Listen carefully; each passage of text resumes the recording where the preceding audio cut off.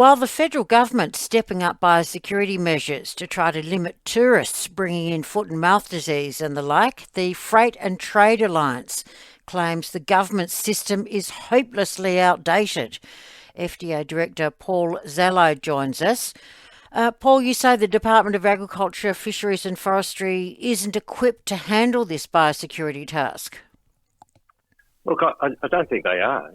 Their systems are very labour intensive, and this is on the import side of things we're talking about, heavily reliant on still document assessment. And while we don't have people physically handling documents over a counter anymore, we're really only one step further advanced with that, with, like scanned and electronic copies of documentation still being processed manually by importers and licensed customs brokers, but then again repeated by the department themselves. And, while that was okay in years gone by, the volume of trade has just gone through the roof and the risks are increasing. We've got serious biosecurity risks.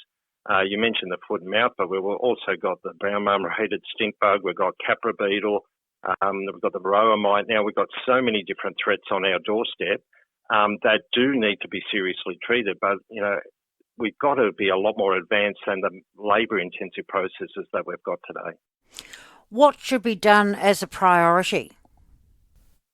One of the things that we're looking at is to give more responsibility back to industry under prescribed conditions. For example, we've got a situation now, we've got thousands of containers that are going out to the rural sectors. Obviously, there's a concern that they could be carrying risks from overseas. But a lot of those examinations are physically done by biosecurity officers. Some of those low-risk activities could be done by industry themselves under an accreditation process. Now, that's something that we've been talking about with government for some time. We had a contingent of people in Canberra in December last year talking about it, where it was agreed that we would do this.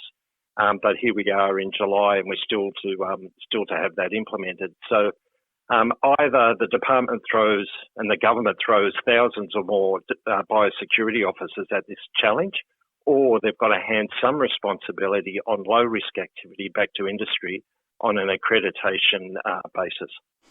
Is there anywhere in the world where they're doing it much better than us? I know if you come in as a passenger through our airports, it's the toughest biosecurity I've seen. Not that I've travelled that much, but enough. Is someone doing it much better? Well, probably not. So we've got a situation now where, like Australia, understandably, and New Zealand, are very proud of their status of being free of a lot of these diseases. It's a bit like COVID, if you like. It all got too hard, and we just opened the borders and opened the gates, and we're letting the virus now spread around the world. It was just too hard to contain. We haven't gone down that path with other biosecurity risks. There's still very much a protection model, and understandably so, because we've got to protect our agricultural sector, which is worth billions of dollars to the economy. Other parts of the world are definitely a lot more relaxed on their biosecurity requirements. Now, we are working closely with the Department of Agriculture, Fisheries and Forestry, DAF, but we're also looking at what can be done overseas at the time of container packing. Some better technologies and better ways of getting data to our agency here, so they can make risk assessments well before the cargo even arrives into the country. And is it already having an impact on freight and trade and the costs? Oh, look, huge costs.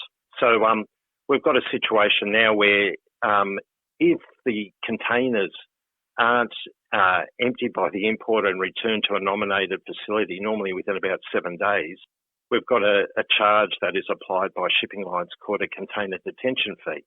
Now, that can range from a few $100s to tens or even hundreds of thousands of dollars if there's extensive delays. And we've estimated now across Australia that's costing about $500 million a year for the industry.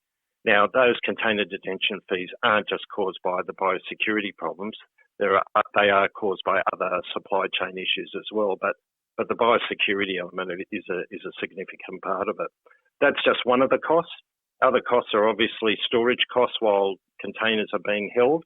And then the importers themselves, are probably in breach of contracts in some situations, and just further delays in getting goods to market, and just adding to the supply chain woes.